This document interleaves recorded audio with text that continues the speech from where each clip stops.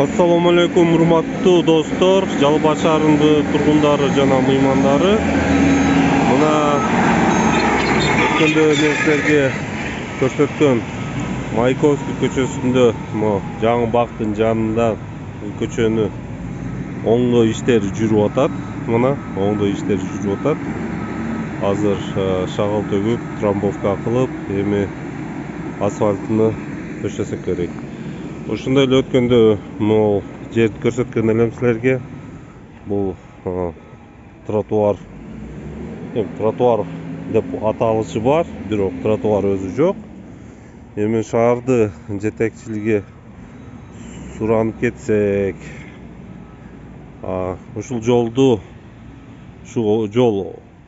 оңдогончо бул тротуарды дагы оңдоп койсоңор, бул жака дагы бир сыйра асфальттап койсоңор,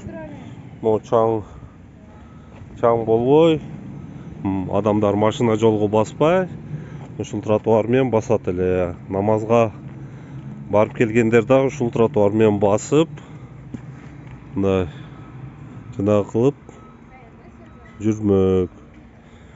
Мына жакында чоң жол бүтүп калса, ушул тротуарда бүтүп калат деп ишенем. Мына уже бул жерден бир сыйра тазалаптыр, чөптөрдү, башкасыны вообще башкача көрүнүп калыптыр. Мындай ачылып, бар жол көркө ачылып, башкача көрүнүп калыптыр. Мына Маяковский көчөсү.